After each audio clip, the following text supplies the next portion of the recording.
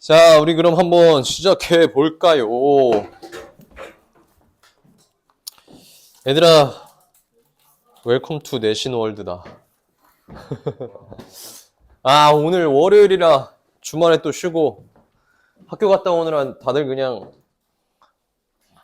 약간 이런 느낌? 다른 반들도 다들 막 고2 애들도 막 지금 막 다들 눈탱이가 밤탱이. 좀 피곤하지만 집중해서 한번 조금 가보도록 합시다. 오늘 내신 첫 시간이잖아. 그지? 쌤이랑 하는 또 첫 시간이기 때문에 앞으로 6주 동안 우리가 대비를 할 거란 말이야. 그지? 앞으로 6주 동안. 그 6주 동안의 내신 대비를 조금 효율적으로 하기 위해서 쌤이 내신 들어가기 전에 잠깐 좀 OT를 좀 진행하고 그 다음에 다음 수업 시간 때부터 또 빡세게 나갈 건데 이거 버릴 데가 없네.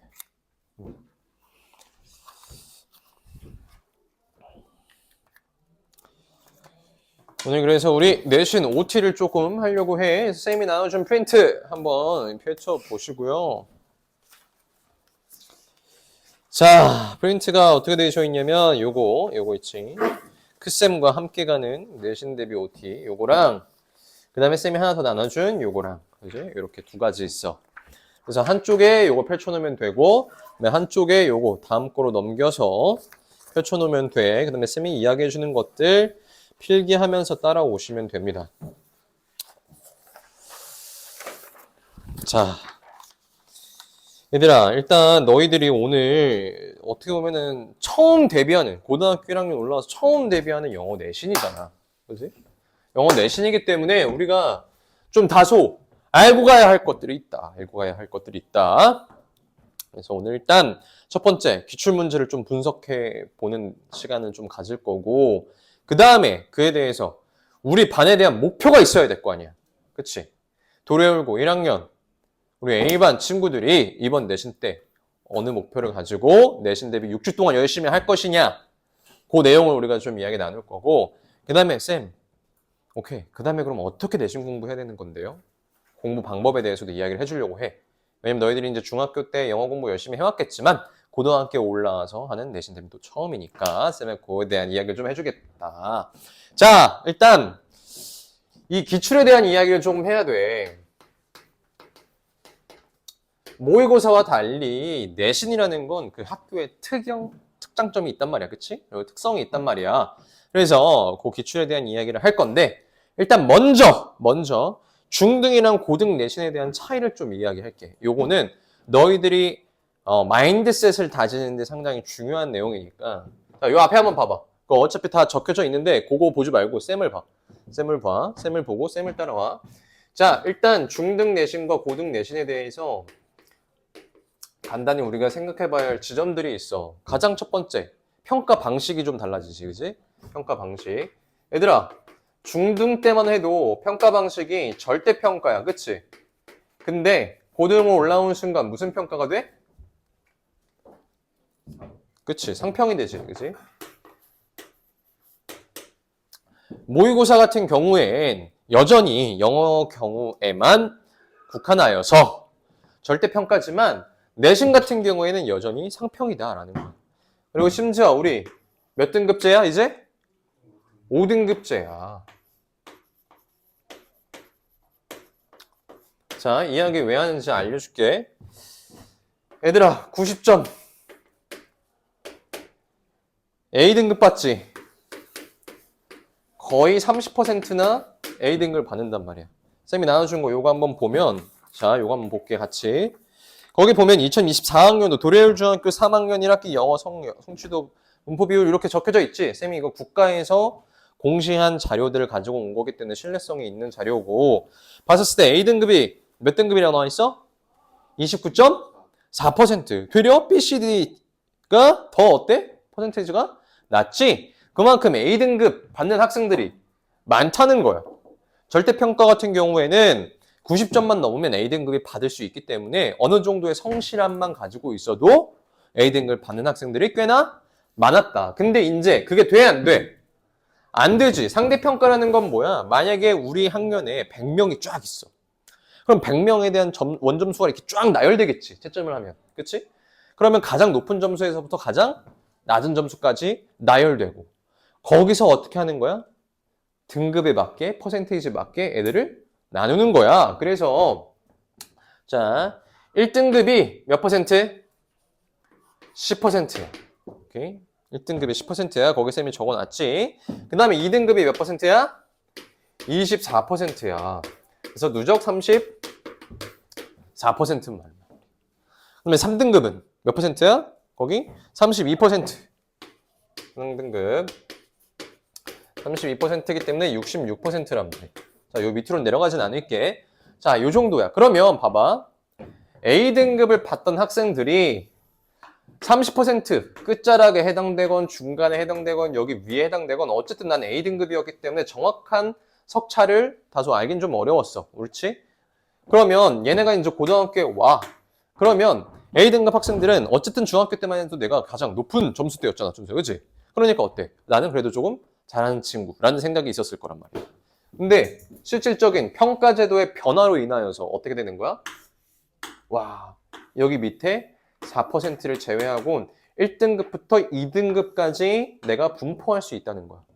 근데 봐봐. 2등급, 쌤, 2등급 괜찮지 않아요? 잖아. 우리 머릿속 인식에서는. 왜? 9등급제에서는 2등급이 어땠어? 다소 높았기 때문에. 근데 봐봐. 9등급제로 한번 가볼게. 그러면 1등급이 4%고 2등급이 7%여서 누적 11%고 3등급이 12%여서 누적 23%고 4등급이 17%여서 누적 40%란 말이야. 그럼 잘 봐봐. 자, 34%에 해당되는 애들 30%가 이쪽으로 넘어와서 2등급 받을 수 있었어요. 사실은 근데 9등급제로 넘어가면 어떻게 되는 거야? 여기에 지금 걸쳐 있는 거야. 그러니까 어떤 거야? 가장 높은 친구들이 가장 높은 친구들이라고 했었던 애들이 어느 등급까지 사실상 내려올 수 있는 거야? 4등급까지도 스펙트럼이 이렇게 내려올 수 있는 거야. 이해되니? 이해되니?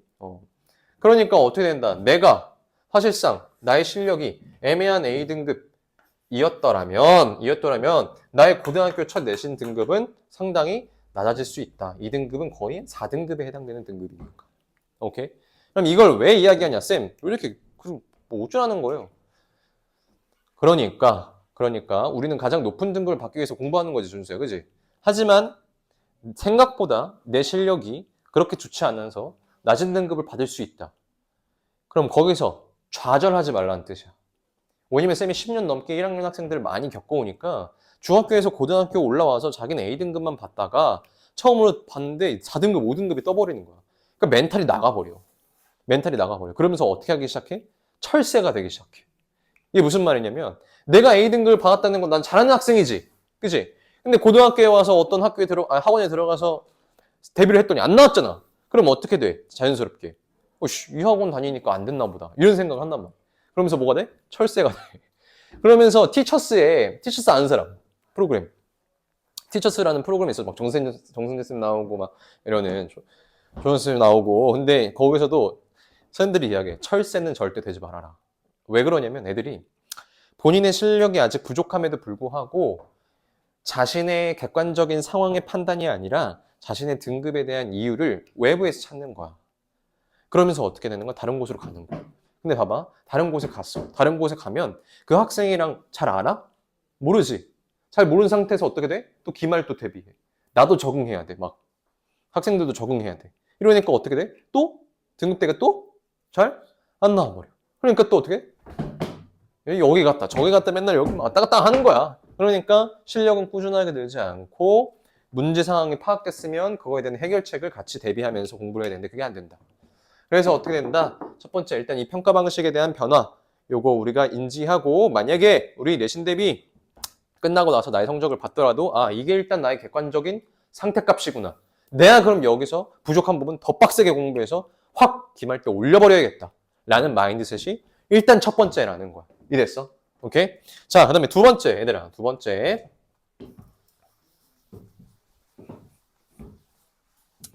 자, 범위야 범위. 이야기를 왜 하냐? 메시지는 이거야. 지문에 통함기 하지 마라. 이거야. 지문에 통함기 하지 마라. 민기야, 중학교 때 영어 공부 어떻게 했어? 오, 어떻게 했어? 다 암기했잖아. 암기해도 되고 맞아. 중학교 때는. 그 공부법이 맞는 방법이야. 왜? 지문이 얼마? 없으니까 그게 사실상 어떻게 또 가능해? 가능했어. 해봐야 교과서 2과에서 3과지. 그지? 많아야 3과야. 그지? 그 다음에 뭐야? 프린트물 나와. 근데 그 프린트물에 대한 지문마저도 교과서야. 그치? 그러니까 해봐야 적게는 10지문. 이거는 약간 덕양구 한정이야. 평균적으로는 전국적으로 봤었을 때 20지문, 30지문은 중학교 때 낸다고 이야기를 해. 자, 근데 고등학교에 올라오는 순간 어떻게 돼? 이 범위가 많게는 3배, 4배까지도 많아진단 말이야. 왜? 범위부터가 다양해져. 교과서 당연히 들어갈 거고. 그 다음에 우리 고등학교에 올라와서 가장 큰 특이점이 뭐야? 모의고사지, 모의고사. 그래서 이 모의고사 시험을 보기 시작하고 그 다음에 2학년으로 올라가거나 때에 따라는 1학년 때도 부교재를 쓰고 혹은 외부 지문을 내시기도 하고 외부 지문 막 돌려고 노래 내잖아. 막 노래 낸단 말이야. 뭐 작년에 브루노마스 나왔다고 그랬나? 막 그랬을 거야. 이번에 아파트 내실 줄 어떻게 알아? 근데 어쨌든 어떻게 된다? 이렇게 지문의 범위가 많아진다.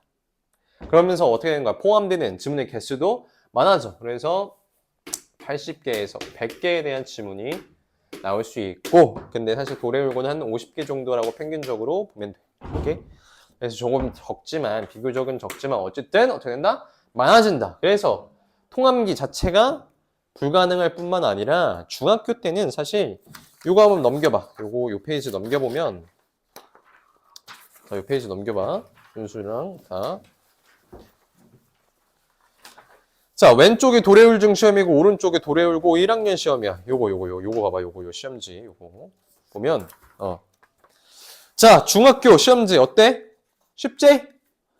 너희들 어휘 정도 알고 그다음에 어법 좀 알고 그다음에 지문에 대한 내용 단달달달 암기했으면 4번 문장 같은 경우에는 쭉쭉쭉 풀렸을 거야.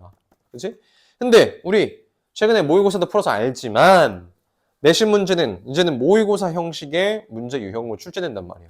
그렇기 때문에 오른쪽 딱 봐도 어때? 지문이 와 너무 길어요. 그치? 심지어 어때? 이 문제를 풀기 위해서 내가 필요한 게 단순 어휘야? 아니지. 그 지문에 대한 명확한 논리 구조를 내가 알고 있어야 풀 수 있는 상황이란 말이야. 그치? 그래서 어때? 단순 지문 통함기가 시험에 유효한 작업이 아니란 말이야. 그렇기 때문에 뭐 해라? 너희들 내신 대비 이제 고등학교 올라와서 시작하는데 단순한 통함기는 이제 너희들 지양해야 되는 지점이다. 그러면 쌤 암기를 하지 말라는 거예요? 절대 아니야. 암기를 꼭 해야 되는데 무엇에 대한 암기를 해야 되냐? 그 대상이 바뀌는 거야. 대상이. 자, 첫 번째는 당연히 우리가 막 해석 공부하고 다 공부하겠지. 이제 지문에 대한 공부할 거야. 그러면 무엇을 암기하냐? 이 지문에 대한 논리를 암기하고 이해하는 게 가장 중요해. 가장 중요해. 무슨 말이냐면 12번 봐봐. 얘들아. 그 오른쪽에 12번 보면 문맥상 낱말의 쓰임에 적절하지 않는 것은 이렇게 되어 있어. 그럼 이 점은 우리가 배웠겠지. 근데 맨날 해석만 했어. 그냥. 그리고 뭔지 모르고 그냥 맨날 암기만 했어. 그럼 이거 판단 어떻게 해? 뭐 할 수가 없어. 근데 만약에 지문의 논리가 첫 문장에서 이런 얘기였구나. 그다음에 두 문장째 문장에서는 이 같은 말이 이런 식이었네. 라는 걸 만약에 내가 한 번이라도 공부하면서 사고했다면 여기서 inappropriate 부적절하다라는 게 여기 앞에서 아까 앞 문장에서 이런 내용이었으니까 이거 적절한 거네. 이런 식의 판단의 근거가 설 수 있다는 거. 이해됐어? 그러니까 사실상 지문 공부라는 건 통암기가 아니라 논리를 이해하는 그것을 암기하는 공부다라는 거. 오케이? 자, 그래서 한번 기출 1번에다가 적어봐, 얘들아. 기출 1, 거기 아까 필기하라고 했던 데 있잖아, 쌤이. 그치? 기출 분석 1 페이지에다가 자, 1번 다 펼쳤어? 됐지.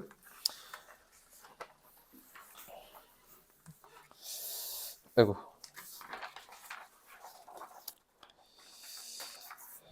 자, 그래서 뭐다? 절대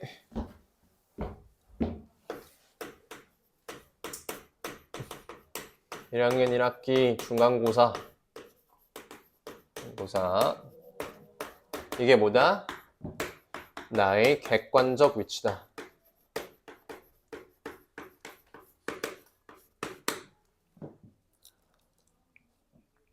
고등학교에 올라와서 내가 앞으로 경쟁하고 겨뤄야 할 학년의 친구들, 그 상대적인 평가 속에 객관적인 나의 위치다라는 거 인지해야 되고, 그 다음에 돌아가야 할 우리 머리 사고는 뭐야? 내가 이 친구들 다 제끼고 꼭 1등 해야 되는구나. 즉 열심히 해야겠다. 내가 부족한 지점, 그치? 프로블럼을 찾아서 솔루션으로 가야 되는 거야. 오케이?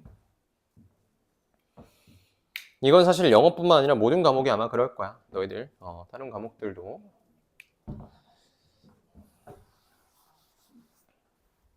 그 다음에 두 번째 통암기가 된다 안 된다? 안 된다. 단순 내용에 대한 암기가 아니라 이제는 더 나아가서 그 지문의 논리를 정확하게 이해하고 암기하는 것이 중요하다라는 거. 오케이? 이걸 우리가 꼭 이해해야 된다.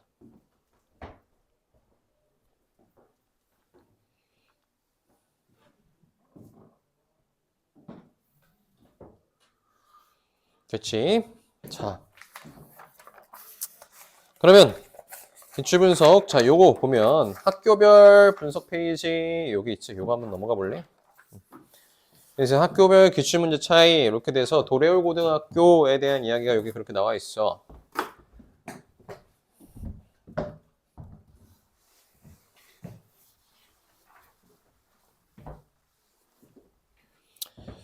자, 가장 중요한 거, 내신이라는 건 결국 그 학교의 시험을 정확하게 우리가 알고 대비를 해야 되는 거야. 지피지기면 백전백승이다. 그치?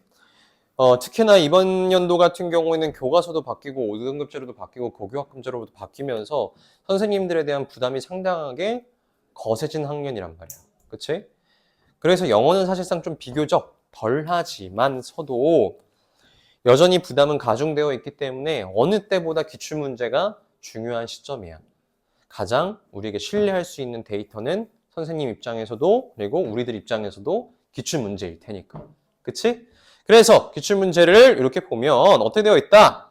객관식 28문항에 주관식 2문항이다. 이렇게 되어 있지. 자, 객관식 28문항에 주관식 2문항이야. 근데 얘들아, 쌤이 왜 도래울고 말고 향동고나 서정고, 행신고까지 같이 너희들한테 가져와서 이야기를 해주냐면 비교를 한번 해보라는 것인데 도래울고 같은 경우에는 총 그럼 몇 문항이야? 30문항이지. 그치? 근데 옆에 향동고는 몇 문항이야? 23문항, 서정고 24문항, 행신고 26문항이야. 문항수가 어때? 가장 많지. 그치? 문항수가 기본적으로 가장 많다는 건 내가 정해진 시간 내에 가장 많은 문제를 풀어야 하는 게 도래울고라는 뜻이야. 오케이? 자, 그 지점 우리가 하나 이해해야 되고, 그 다음에 그 옆에 문항 난이도별 문항 분포인데, 자, 쌤이 이제 1, 2, 3, 4 레벨 유형에 뭐가 들어가 있는지 명확하게 아니까 적진 않을게.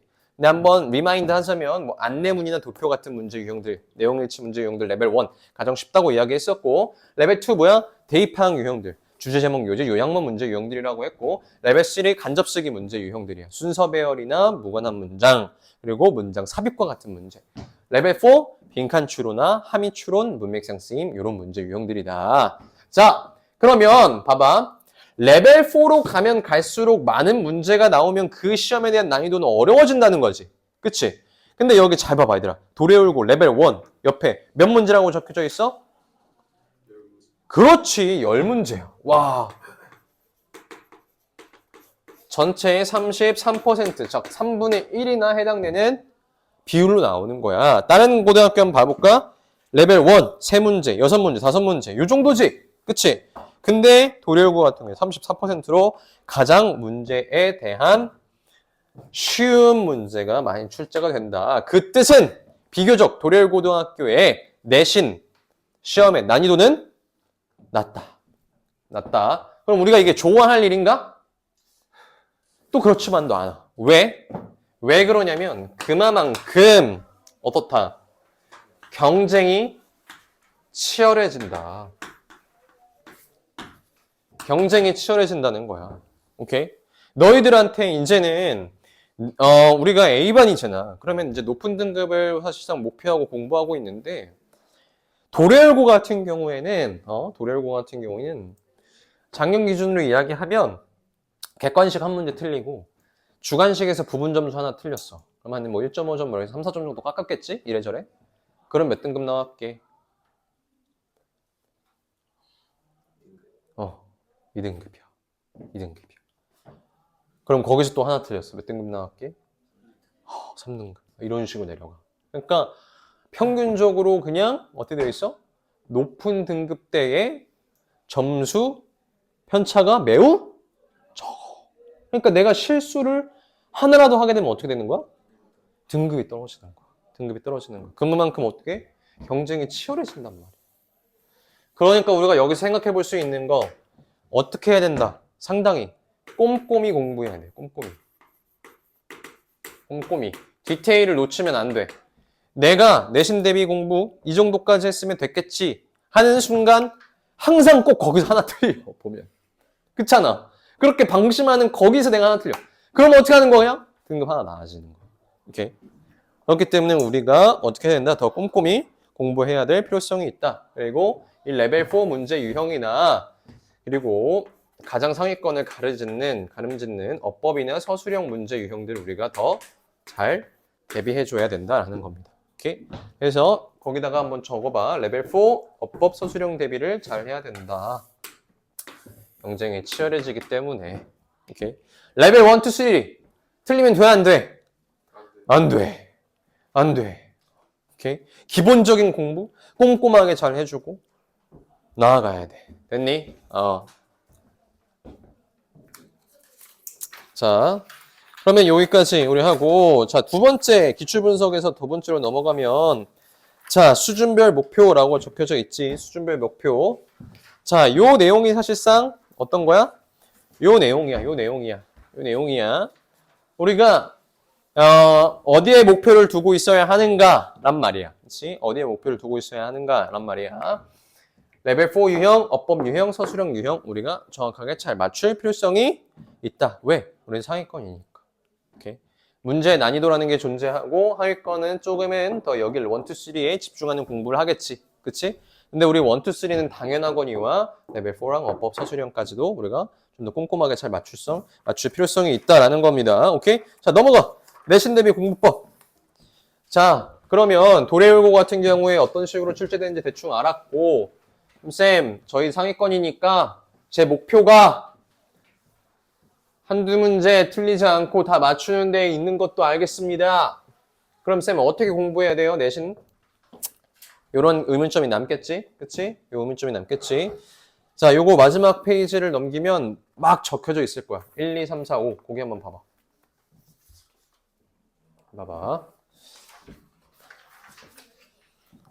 요거. 자, 그게 위에 한번 적어봐. 거기다가 이렇게 적어. 체크 포인트라고 적어, 그냥.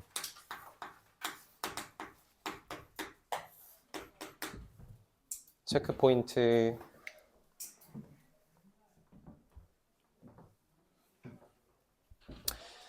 공부라는 건 쌤이 종종 이야기하지만 모르는 것을 아는 것으로 바꾸는 과정이에요. 그러면 내가 아는지 모르는지 메타인지 하는 게 상당히 중요해.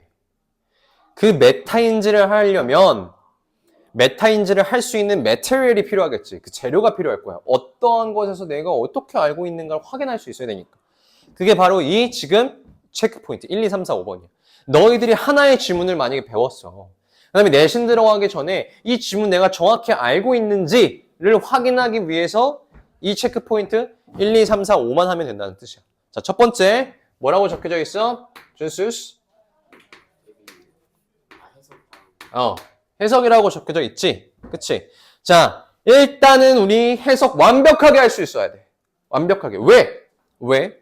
내신 같은 경우에는 모의고사와 달리 나올 지문이 유출된 거랑 다름없다고. 다름없다고. 그러면 결국에는 그 지문들에서 시험이 나올 거 아니야. 그럼 내가 정확하게 해석만 할 수 있어도 그 문제를 트라이 해볼 수 있잖아. 정답 확률 확 올라가잖아. 그치? 모의고사 너희들 풀어서 알겠지만 쌤이랑 막 대비할 때 어때? 모의고사 틀리는 문제들 보면 여기서 해석이 안 돼. 해석이 안 되니까 뭔 말인지 모르겠고 뭔 말인지 모르겠으니까 심층적인 의미를 이해하는 독해하는 과정까지 내 사고가 깊이 안 들어간단 말이야. 그래 안 그래? 그치? 그러면 우리가 지문이 유출되어져 있는 내신 대비는 어떻게 해야 돼? 해석은 100%가 되어야 돼. 알겠어? 해석은 몇 퍼센트? 100%. 지금까지 너희들이 모의고사 공부할 땐 사실상 그 지문을 해석을 진짜 완벽하게 내가 할 수 있는가를 막 공부하진 않잖아. 그지? 그래 왔잖아. 그러니까 어때? 그 깊이감으로 계속 공부를 하게끔 되어 있단 말이야. 그러지 말라고 쌤이 이야기하는 거야. 그러면 안 된다고. 더 깊이감 있게. 지우 같은 경우에는 쌤이 잠깐 조금, 비교하는 거 절대 아니야, 얘들아. 조금만 칭찬해주자면, 모의고사 대비할 때도 그래도 본인이 더 스스로 열심히 많이 노력해서 단어도 막 찾아오고 그래. 거기다 다 써오고, 틀린 문제들. 그러니까 그 정도에 대한 깊이감은 우리가 필요한 거야. 문제를 풀고 난 다음에 지문에 대한 풀고 난 다음에 어떻게 하는 거야? 해석 100% 될 수 있도록 하는 거. 자, 해석 안 되는 이유 두 가지잖아. 단어랑 문법이지. 그치? 여기선 해석을 위한 거니까 쌤이 구문이라고 그냥 쓸게. 자, 그래서 모르는 단어 어떻게 해야 돼? 없어야 돼. 쌤한테 공부를 배웠네. 그 다음에 오늘 복습을 해야 돼. 집에 가서 지문 공부를 해야 돼. 첫 번째 뭐 하는 거야? 해석해보고 내가 이거 단어 모르네. 단어 달달달달 암기하는 거야. 완벽하게. 됐어? 그 다음에 내가 구문이 안 되네. 해석을 해봤는데 첫 번째 문제 했는데 단어가 알긴 아는데 여기가 왜 이렇게 해석이 되지? 왜 투부정사 뒤에 동사에 ing가 붙어있지? 이거 전치사 판단이 안 돼. 그럼 그런 구분이 안 되는 부분은 어떻게 하는 거야? 우리가 공부하는 거. 자, 그래서 쌤이 한 가지 추천해주는 거. 웬만하면 이렇게 꼭 공부하길 바래. 거의 좀 강제성이 있을 정도로 너희들한테 강력하게 이야기하는 건데, 안 한다고 쌤이 뭐라 하진 않겠지만, 너희들을 위해서 말하는 거지만, 초록색 형광펜으로 단어를 칠해. 자, 이거 왜 하냐? 내가 모르는 것에 대한 라벨링을 하는 거야. 무슨 말이냐면, 모의고사 같은 지문들은 우리가 한번 공부했으면 사실 잘 안 봐. 근데 내신은 어때? 강의를 듣고 그 지문에 다시 돌아와서 복습을 하지. 계속 반복적으로. 근데 봐봐. 연필로 그냥 다 필게 해놨어. 막. 나중에 너희들 그렇게 하고 난 다음에 지문 다시 펼치잖아? 복습하려고? 다시 덮어버려. 왜? 뭐가 뭔지는 모르겠어. 내가 필긴 하긴 했지만 이게 도대체 뭐지? 복습을 하긴 해야 되는데 이게 뭔 내용으로 내가 필요한 거지? 판단이 안 서, 판단이. 그러니까 어떻게 되는 거야? 복습에 대한 효율성이 곤두박질 치는 거야. 거기서부터 차이가 나는 거야. 거기서부터 중하위권, 상위권 애들이랑 차이가 나는 거야. 오케이? 그래서 어떻게 하는 거야? 단어 같은 경우에는 초록색으로 딱 칠해서 내가 지문 딱 펼쳤는데 오늘 단어 암기 정확하게 해야겠다. 내가 모르는 단어 없는지. 그러면 그 초록색으로 표시된 단어를 내가 다 보는 거야. 다른 거 생각하지 말고. 너무나도 필기가 많이 되어 있을 거 아니야. 그러니까 단어 암기 열심히 했는지 아닌지를 그걸 통해서 보는 거야. 자, 그 다음에 구문이랑 요거는 파란색으로 가는 거야. 파란색으로 가는 거야. 왜? 내신 같은 경우에는 어법 문제들이 비교적 2문제, 3문제 정도로 모의고사 1문제 출제되는 거 대비 많이 출제가 되는데 그럼 내가 어법에 대한 내용 정확하게 알고 있나? 쌤이 대비해주면서 어법 문제 이거 중요해 라고 말할 거 아니야. 그치? 그럼 그걸 어떻게 해? 파란색으로 해놓으면 내가 나중에 어법에 대한 힌트 거기다 다 적어놨을 거 아니야. 그치? 그럼 워크북 풀 때 우리 어법 잘 알고 있는지 워크북도 풀겠지? 그러면 그때도 돌아가서 본문 파란색으로 되어져 있는 부분들 보면서 복습하는 거야. 이해됐어?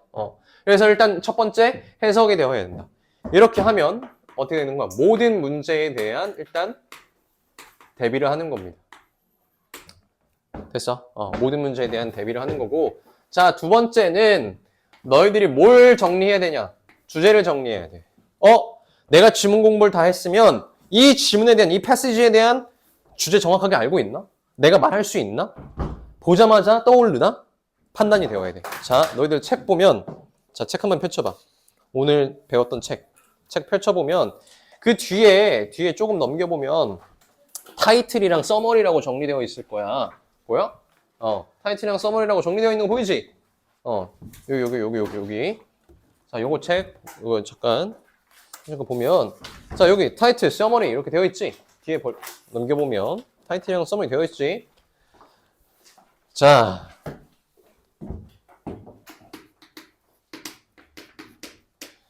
타이틀이랑 서머리. 타이틀은 주제, 제목, 요지, 주장, 문제 유형들.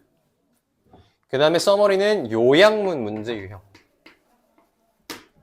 대비하기 위해서 이렇게 거기다 적어둔 거야. 자, 레벨 1 문제 유형들은 해석만 정확하게 하면 우리가 대비가 가능하지. 그치? 근데 그 다음에 어려운 문제 유형이 뭐야? 이 대입학 레벨 2 유형이야. 그치? 그러니까 대입학 유형들을 내가 정확하게 맞추려면 지문을 읽자마자 주제가 딱 떠올라야 된다고. 그래서 여기 타이틀과 서머리, 내가 정확하게 요거 잘 되고 있는가 안 되고 있는가, 이 지문에 대해서 단어 하나하나 명확하게 짚어가면서 다시 복습하는 거야. 이해됐어? 자, 그 다음에 세 번째. 무엇을 해야 되냐면 거기 뭐라고 적혀져 있어? 내용의 4단 정리라고 되어져 있지. 그치? 자, 요거는 뭐냐? 거기다 필기 논리 구조를 이해하는 겁니다. 논리 구조. 자, 얘 같은 경우에는 무슨 유형을 대비하는 거야? 레벨 3 간접 쓰기 문제 유형을 대비하는 거고, 그래서 거기 옆에 책에서 우리 어떻게 됐어? 로직 플로우라고 되어 있지? 그치? 로직 플로우라고 나와 있을 거야. 도입부가 어딘지, 본론이 어딘지, 이런 내용들. 그치? 그래서 요거에 대한 우리 이야기를 여기서 대비하는 겁니다. 그래서 지문을 쫙 읽어, 얘들아. 지문 쫙 읽어. 그러면 맨 처음에 필자가 일반화된 문장을 딱 던지네. 주제문을 딱 던지네. 그 다음에 뒤에 예시문들이 나오네. 그 다음에 반박이 이어지네. 그러면서 주제가 바뀌네. 이러한 논리의 흐름을 내가 이해하고 그 논리의 흐름대로 끊어볼 수 있다는 거야. 오케이? 그 과정이 있어야 뭐가 되기 때문에 요 레벨 3 문제 유형에 대한 대비가 가능하기 때문에. 됐니? 됐니? 자. 그래서 이렇게 로직 플로어 공부가, 우리가 플로어에 대한 로직 공부가 될 것이고, 그 다음에 마지막에 뭐라고 적혀져 있어? 마지막이 아니라 그 네 번째. 문법에 대한 빈출 포인트라고 되어 있지. 문법 빈출. 자, 우리 모의고사 대비할 때는 문법에 대한 빈출을 쌤이 막 그렇게 많이 하진 않았어. 그지? 하지만 내신은 문법에 대한 내용들을 많이 물어보기 때문에 요거는 특히나 상위권으로 가야 되기 때문에 우리가 꼭 확인을 해줘야 되는 작업이다. 그래서 얘도 그냥 파란색으로 표기해주면 돼. 그래서 이게 문법적으로 중요하다라는 거. 그지? 그래서 얘는 구문에 대한 느낌이고 얘는 조금 더 어법에 가까운 이야기. 시험 문제를 내기 위해서 하는 어법에 관련된 이야기. 뭐 예를 들어서 what vs that 어떻게 구분할 것인가. 이런 내용들인 거지. 그치? 해석을 위해서 필요한 게 아니라 뭐뭐 하는 것 뭐 이런 식으로 해석하는 게 아니라 what이면 선행사가 없어야 된다. 포함하고 있는 거니까 이런 내용들. 그래서 이러한 것들을 우리가 이해하고 있어야 된다. 자, 얘는 어법 문제 플러스 서술형까지 대비할 수 있는 거고. 자, 마지막은 뭐냐면 변형 문제.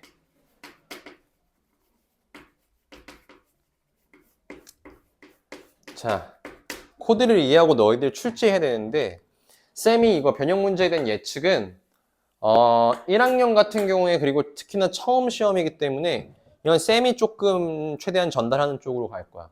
오케이? 그래서 이 문제 유형은 이런 쪽으로 나올 수 있다. 이런 이야기들을 해줄 거거든. 근데 그런 것들을 해줄 건데 나중에는 쌤이랑 좀 더 반복되면서 기말을 거치고 2학기가 되고 2학기 기말이 되면 너희들이 어느 수준까지 가야 되냐면 이거는 당연하거니와 여기는 이제 너무 자연스럽게 공부가 잘 되는 거야. 이제는 한번 해보니까 단어 정확하게 진짜 외우는 거 중요하고 주제 내가 명확하게 파악하고 논리 구조 딱딱딱 분석해서 그거 내 머릿속에 싹 넣어놓는 과정까지 해야 되는구나는 너무나도 자연스럽게 되고 그 다음에 어떻게 되는 거야? 이제는 내가 선생님이 되는 거야. 그러면 내가 그렇게 완벽하게 이해한 그 지문을 가지고 과연 내신 시험에는 어떻게 낼 것인가? 선생님들도 내신 시험을 내려면 그 내기 위한 기준이라는 게 필요할 거 아니야. 그치? 이 지문은 이런 이유들로 이러한 문제를 내야지 라는 게 있어야 될 거 아니야. 그 기준이 바로 이 변형 문제에 대한 코드야. 모의고사에서 문제를 내는 거, 이런 식으로 내신에서 바꿔서 내는 방법들이 그리 다르지 않단 말이야. 그 문제를 푸는 본질적인 코드를 아는 거. 오케이? 그게 상당히 중요하기 때문에. 근데 이거는 쌤이 이번 학기에는, 오케이? 1학년 때는 좀 딥하게 들어가지는 않을 거야. 문제 유형별로 다 있어. 순서별 같은 경우 어디에 유의해서 우리가 문제를 내야 되는지.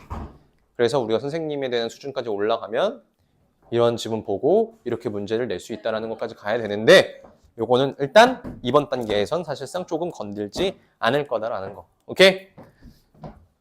그래서 얘들아 1, 2, 3, 4번 요거 같은 경우에 내가 어떻게 되는 거야 이제? 쌤이랑 지문 공부했어. 얘들아 쌤이랑 오늘 뭐 예를 들어서 뭐 어디 부분 공부했어. 그럼 어떻게 해야 되는 거야? 집에 가서 복습해야 될 거 아니야. 그럼 복습해야 될 때 이거 꺼내보는 거야. 그리고 어떻게 하는 거야? 내가 해석 완벽하게 되나? 단어 다 알고 있나? 구문 다 알고 있나? 문법 다 알고 있나? 그러면 여기까지의 패시지는 주제가 이거 맞나? 주제 이렇게 뽑을 수 있는 건가? 그냥 단순히 주제만 써져 있는 거 달달달달 암기하는 거 절대 아니야. 통암기하지 말라 했어. 왜 주제가 그것인가에 대한 지문에 대한 논리적인 이해를 근간하여서 주제 이거 맞나? 생각해 보는 거. 왜 됐어? 그 다음에 논리구조? 이런 식으로 끊어질 수 있겠네. 분석하는 거. 그래서 집에 가서 이러한 내용들을 복습하라는 거야. 체크 포인트.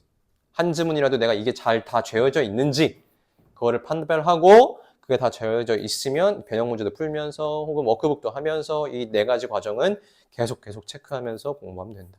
알겠어? 자, 그래서 고등학교 영어 내신이라는 게 너희들 상당히 좀 막막할 수는 있지만 괜찮아. 쌤이랑 메이쌤이랑 같이 최대한 너희들 좋은 점수 받을 수 있도록 최선을 다할 거니까 너희들은 믿고 따라오면 돼. 한 가지 부탁하고 싶은 건 하지만 성실히 해야 돼. 그리고 한 가지 부탁하고 싶은 건 꼼꼼히 해야 돼. 내신 때는 나의 모든 제의력을 다 발동시켜, 얘들아. 이해됐지? 나의 제의력을 모든 걸 다 발동시켜서 진짜 뭐 이 정도까지 꼼꼼하게 해? 하는 수준까지 들어가면 돼. 그래서 꼼꼼하게 공부하고 대신 쓰잘데기 없는 내용을 공부하라는 게 아니라 선생님들이 전해주는 중요한 내용들을 꼼꼼하게 하라는 거야. 놓치지 말고. 이랬지. 필요 없는 것까지 꼼꼼하게 보라는 게 아니라 뭐 여기서 쌤 왜 갑자기 이게 나와요? 뭐 이런 걸 물어보라는 게 아니라 무슨 말인지 이해됐지? 그래서 우리 그렇게 가면 될 것 같다. 자, 그럼 우리 본문 조금이라도 한번 보고 본문 좀만 봐보고 들어갑시다.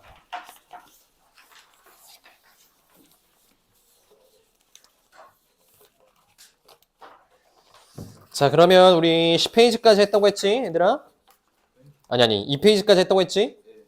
그러면 이제 10번 문장 나갈 차례네? 맞아? 10번 문장. 그래서 요거 10번 문장까지는 한번 우리 쌤이 마무리 한번 좀 지어볼게.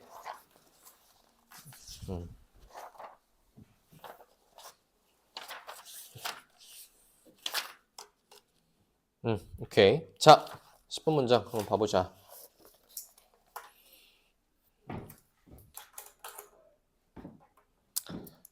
자, 거기 한번 살짝 읽어봐. 쌤 일단 요거 빨리 좀 지울게.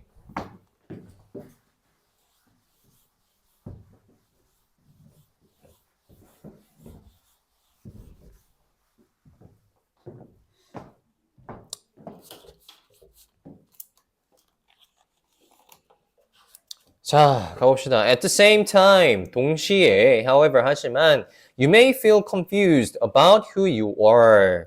너는요, 혼란스럽게 느낄 수 있습니다. 당신이 누구인지에 관해서. 애들아, about who you are 밑줄. about who you are 밑줄. 자, about이라는 건 우리 전치사야. 전치사 뒤에 뭐가 등장해야 돼?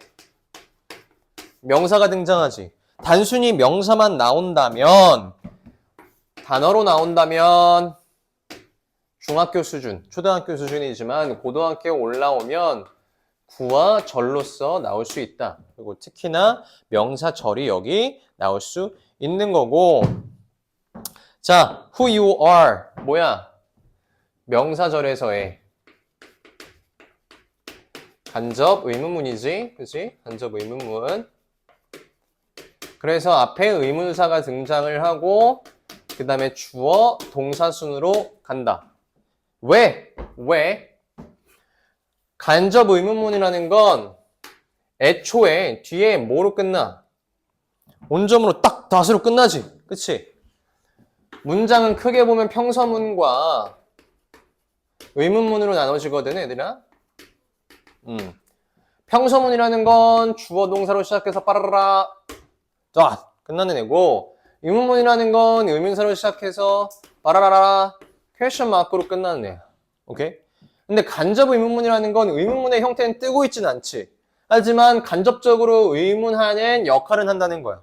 그렇기 때문에 의문사가 등장하긴 하지만 애초에 평서문의 주어 동사 순서를 따르기 때문에 주어 동사가 의문사 뒤에 이렇게 등장한다. 원래는 의문문에서는 이렇게 바뀌지만 이랬어. 됐지? 그래서 우리 요거 문법적으로 잘 체크해놔야 된다. 그래서 쌤이 이렇게 말하는 문법적인 사항들은 너희들이 파란색으로 뭐 칠해두거나 볼펜으로 하거나 하면 좋겠지. 오케이? 자, you may also be more sensitive to unfairness. 너는요, 또한 어떻게 됐대? 불공정하는 것에 더욱 뭐 할 수 있습니다? 민감할 수가 있습니다. 라고 나와 있네. 그치? 그 다음에 또, furthermore, 실제로, your body is flowing with hormones. 너의 신체는 뭐 하고 있대? 흘러 넘치고 있습니다. 호르몬으로. 그러면, 우리 요거, 무슨 내용이었어, 앞에 우리 무슨 내용이었어? 1번부터 10번까지는, 9번까지는. 한번 내용 리마인드 한번 해볼까? 이거는 괜찮아? 월요일이라, 그치? 주말 지나고 월요일이라서 다들 좀 피곤한 경우가 좀 있는데. 자, 첫 번째부터 좀 첫 문장 다시 리마인드 하면 어떤 느낌이야? 문맥이 화나는 경우 있냐? 그러면서 괜찮다가 문 꽝 닫는다. 부모님께 눈을 치켜뜬다. 너무 우리들의 과거를 반성하게 되는 그런 질문이야, 그치? 자, 어떤 사람들은 뭐래? 막 태도 나쁘거나 뭐 화낸다 뭐 이렇게 할 수 있지만 감정들이 스트레스에서 오는 게 아니다. 그러면 이 뒤에 내용이 스트레스가 오는 게 아니라 어디서부터 오는 거냐? 요 내용이 나오겠지. 그치? 그래서 나오는 내용들이 뭐야? 그러니까 여기서 끊어지는 거야, 얘들아. 여기서 아까 문장 로직 플로우 같은 데서는 여기서 끊어지는 거야. 그래서 where does adolescent anger come from? 그래서 청소년기의 화가 어디서부터 오냐? 그러면 그거에 대한 내용들 뒤에 나오겠지. 그치? 자, 보면 10대로서 당신은 어린 것처럼 느낄지 모르겠지만 당신의 뇌는 여전히 잘하고 있다. 뭔 말이야? 나 아직 성장 중이야.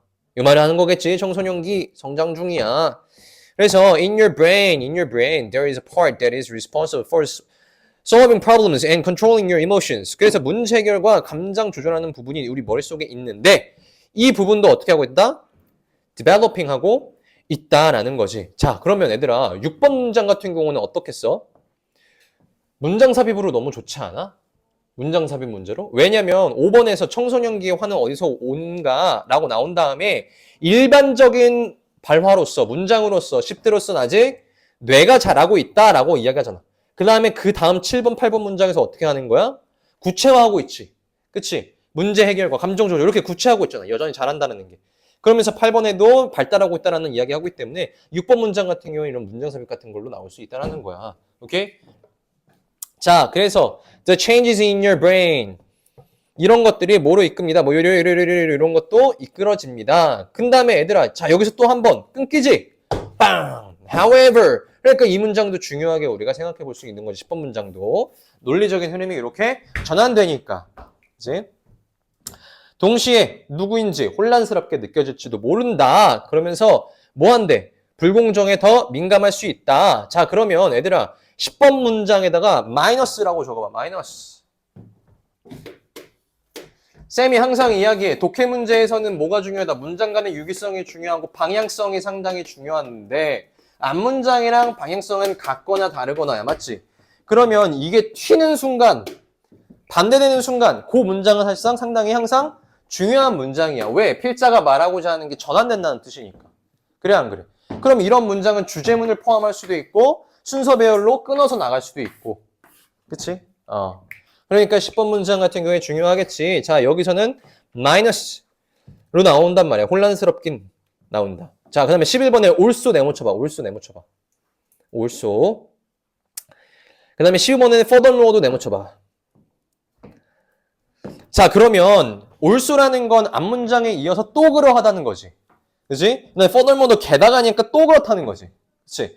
그러니까 어떻게 되는 거야? 10번 문장이 또 문장 삽입으로 상당히 좋은 거겠지? 논리 구조에 있어서 10번이 반환되는 거니까, 반전되는 거니까. 그치? 그래서 10번이 먼저 나온 다음에 11번, 12번이 또한으로 이어질 수 있다는 뜻이야. 오케이. 자, 13번. 그래서 this significantly affects your mood. 그래서요, 이것은 당신의 기분에 상당히 영향을 미칩니다. 뭐, 호르몬을 말하는 거겠죠. 여기서 this는, 얘들아, 지시어 같은 경우엔 잘 표기해놔. this와 that이든, these든, 뭐, those는, such든, 이러한 대형들은 정확하게 표기를 하고, 본문에서 어떻게 해? 본문에서 가리키는 this가 가리키는 게 뭐냐? 이런 거 물어본단 말이야. 그지? 그래서 여기서는 뭐야? 호르몬에 대한 이야기잖아. 그치? 호르몬이 기분에 영향을 미칩니다. 그래서 the combination of these factors. 그래서 이런 요소라는 거, 불공정에 뭐 민감할 수 있고, 신체 호르몬, 뭐 이런 것들, 그치? 그래서 얘네들이 뭐 한대? intensifies your strong emotions. 당신의 강한 감정을 강화할 수 있습니다. 라고 되어 있어. 얘들아, intensify 밑줄. 자, 요 같은 경우에는 우리 어떤 걸로 치면 좋냐?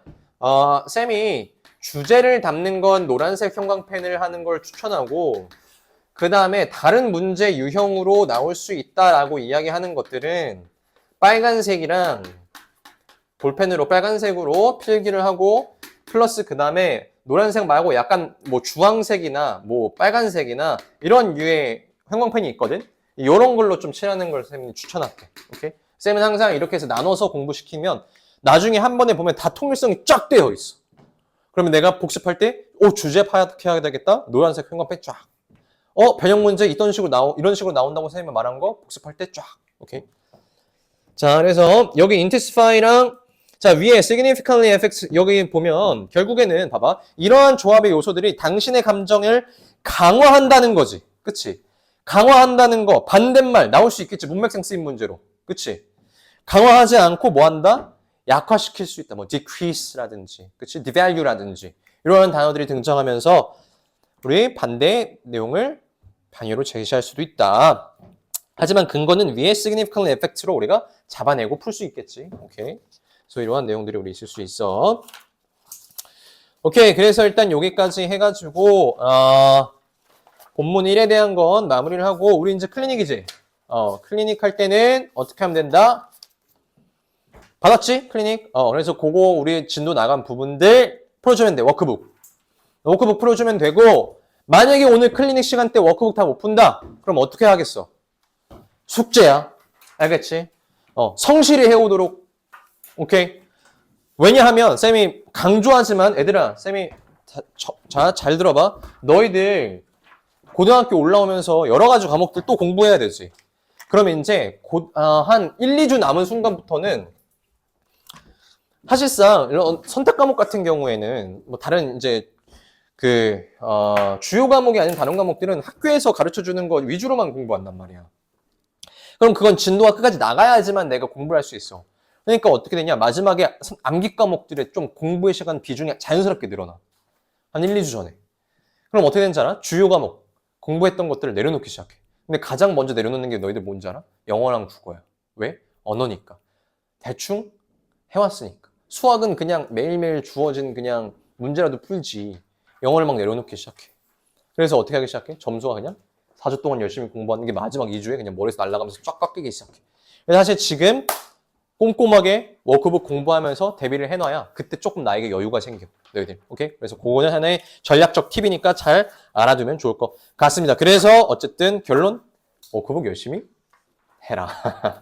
오케이? 그래서 쌤이 오늘 첫날이고 첫 수업이어서 좀 걱정하는 마음도 많이 들고 해서 이런저런 내용들을 많이 좀 전달을 했는데 잘 우리가 좀 마인드셋도 그렇고 어떻게 공부하는지도 그렇고 이런 것들 잘 기억하면서 이번 6주 동안 한번 우리가 잘 해보는 걸로 해보자. 알겠지?